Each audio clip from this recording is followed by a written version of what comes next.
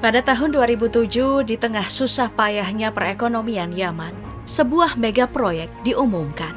Mega proyek yang bernama Bridge of the Horns adalah jembatan yang menghubungkan antara Yaman dan Djibouti dengan melintasi Bab el Mandeb, sebuah selat antara Laut Merah dan Teluk Aden. Panjangnya kurang lebih 29 km dengan bentang gantung terpanjang di dunia, berukuran 5 km. Pengumuman jembatan ini sekaligus menjadi penghubung fisik pertama antara Afrika dan Timur Tengah sejak dibukanya terusan Suez pada tahun 1869. Sekarang pertanyaannya, mengapa jembatan ini harus dibangun? Pertanyaan ini muncul karena banyak yang yakin jembatan tanduk hanya akan jadi mega proyek yang sia-sia. Karena dengan kondisi ekonomi kedua negara, mobilisasinya tidak akan semasif jika jembatan ini berada di kota-kota besar. Tapi kalau kita pakai sudut pandang global, maka impact-nya akan sangat signifikan. Dengan jalan besar yang punya 6 jalur, jembatan tanduk bisa menampung sampai 100.000 kendaraan per hari, yang kira-kira jumlahnya setara dengan jembatan Brooklyn di New York. Itu belum dihitung dengan 4 jalur kereta ringan yang bisa mengangkut sampai 50.000 penumpang setiap harinya. Dari segi waktu, dengan menggunakan pesawat terbang saja, antara Yaman dan Djibouti rata-rata memakan 1 jam 15 menit. Sementara perjalanan menggunakan jalur laut butuh waktu sekitar 18-20 jam. Dan jika harus ditempuh dengan jalur darat, maka akan butuh waktu sampai 79 jam. Tapi, dengan hadirnya jembatan tanduk, waktu bisa dipangkas hanya jadi 18 menit. Salah satu kegunaan strategis untuk jembatan ini di masa mendatang adalah memudahkan akses lintas benua menuju ibadah haji di Mekah. Dalam rancangannya, mega proyek ini akan dibangun dalam 2 tahap. Tahap pertama, proyek ini akan mencakup jembatan sepanjang 3,4 km yang menghubungkan antara daratan Yaman dan Pulau Perim, serta jalan raya sepanjang 4 km di pulau itu sendiri. Kemudian tahap kedua akan mencakup jembatan gantung sepanjang 13 km dan jembatan gelagar sepanjang 8 km yang menghubungkan Pulau Perim ke Djibouti. Ini juga termasuk jembatan dengan bentang terpanjang di dunia yang mencapai 5 km. Bersama dengan jembatan, 2 kota besar, satu di Djibouti dan satu lagi di Yaman juga akan dibangun. Kota-kota ini dikenal dengan nama Kota Al-Nur, kota dengan model keberlanjutan yang menggunakan teknologi ramah lingkungan dan didukung sumber energi terbarukan.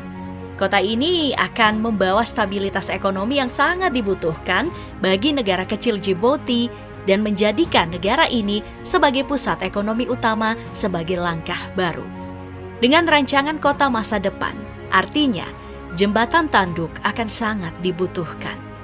Yaman sendiri sudah menyiapkan lahan seluas 1.500 km persegi. Dan Djibouti sudah menyiapkan lahan seluas 1.000 km persegi. Kedua kota kembar tersebut akan dihubungkan melalui sebuah jembatan yang mampu menghubungkan jalan raya 6 jalur dan 4 jalur kereta api ringan, serta jaringan pipa air serta minyak.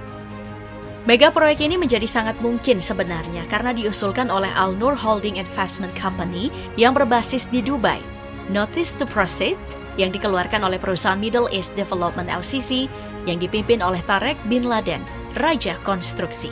Siapa yang meragukan Dubai, tempatnya para pengembang mega proyek bermarkas? Dan juga, Tarek bin Laden yang merupakan saudara tiri Osama bin Laden adalah penduduk Yaman yang sangat kaya dan ingin berinvestasi besar dalam mega proyek ini. Hanya saja, pada tahun 2010 diumumkan kalau pembangunan tahap pertama ditunda dan sampai pada Agustus tahun 2023 tidak ada lagi kabar mengenai proyek ini dan dianggap ditangguhkan atau mungkin dibatalkan tanpa batas waktu. Masalah yang pertama pastinya pendanaan. Ini karena proyeknya butuh dana sebesar 20 miliar US dollar atau sekitar 309 triliun rupiah. Jumlah yang tidak mungkin dipenuhi oleh negara dengan tingkat ekonomi menengah ke bawah. Sekarang, kalau memang dananya ada, apakah jembatan tanduk benar-benar dibutuhkan? Ini juga perlu dikaji ulang. Pertama, karena penduduk yang ada di Djibouti hanya 1,1 juta orang. 8 kali lebih kecil dari New York yang mencapai 8,4 juta orang. Penduduk Yaman emang ada 32 juta orang, tapi tidak banyak yang tinggal di sepanjang Laut Merah dan Teluk Aden. Artinya apa? Mobilisasi tidak akan sepadat di New York. Dan juga kondisi ekonomi Djibouti 64%-nya hidup dengan pendapatan kurang dari $5. Dan Yaman, negara termiskin di Timur Tengah. Bagaimana cara mega proyek ini bisa dibayar oleh kedua negara? Kemungkinannya memang ada jika Dubai sepenuhnya membiayai mega proyek jembatan tanduk dengan asumsi Dubai bertujuan membangun jalan raya dari negaranya ke jembatan tanduk untuk memungkinkan Dubai jadi tujuan yang lebih mudah diakses. Atau kemungkinannya Dubai sedang mengincar Yaman sebagai produsen minyak dan memiliki simpanan minyak dan gas lepas pantai dalam jumlah yang besar yang belum dimanfaatkan. Nah, kita baru bicara dari sisi ekonominya dan itu sudah hampir mustahil ya untuk dijalankan. Belum lagi isu teknis dan lingkungannya. Pertama, karena kedalaman perairan Bab el Mandab yang mencapai 300 meter.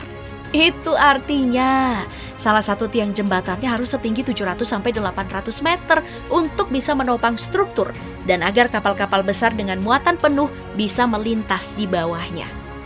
Artinya apa? Tinggi dari setiap pilar jembatan ini hampir sama dengan menara yang paling tinggi di dunia, Burj Khalifa milik Dubai.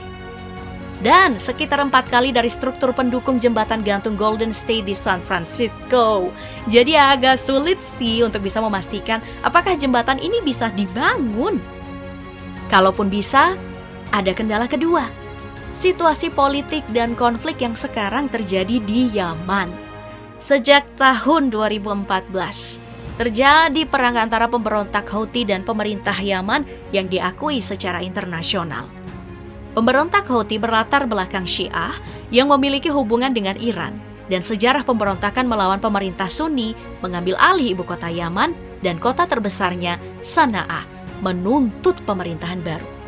Mulai dari bulan Maret 2015, koalisi negara-negara Teluk yang dipimpin oleh Arab Saudi melancarkan kampanye isolasi ekonomi dan serangan udara terhadap pemberontak Houthi dengan dukungan logistik dan intelijen Amerika Serikat. Krisis ekonomi pun memperburuk krisis kemanusiaan yang sedang berlangsung. Pada akhir tahun 2019, konflik tersebut menyebabkan terpecahnya perekonomian menjadi 2 zona ekonomi besar di bawah wilayah yang dikuasai oleh Houthi dan pemerintah yang didukung Saudi. Pertempuran antara pemberontak Houthi dan koalisi Saudi yang mendukung pemerintah Yaman yang diakui secara internasional memang sebagian besar sudah mereda pada tahun 2023. Tapi Houthi telah berulang kali menyerang kapal-kapal yang transit di Laut Merah sebagai tanggapan atas perang Israel terhadap Hamas. Dan sekarang tidak ada sistem pemerintahan yang benar-benar sah di Yaman. Mengingat stabilitas politik di Yaman yang tidak menentu, sangat sulit untuk menyetujui kontrak mega proyek senilai 20 miliar US dollar ini. Belum lagi di Djibouti yang sudah menghadapi banyak masalah di negaranya sendiri.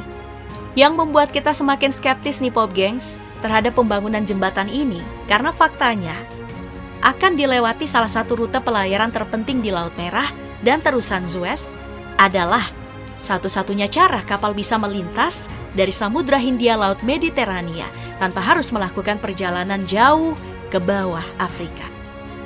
Jika dan kalau benar dibangun, artinya proyek ini akan mengganggu aktivitas pelayaran. Kondisi lain nih, semisal terjadi bencana besar yang mengakibatkan jembatan runtuh, amit-amit ya, dan kapal-kapal nggak bisa melintas. Itu belum diperhitungkan dengan kondisi bajak laut di wilayah tanduk Afrika yang terkenal ekstrim itu. Kita memang sepakat, tujuan dari mega proyek ini untuk menciptakan kota-kota yang terintegrasi secara global yang menjembatani 2 benua untuk memberikan perubahan besar tidak hanya pada perekonomian Yaman dan Djibouti, namun juga perekonomian regional di Timur Tengah dan Afrika.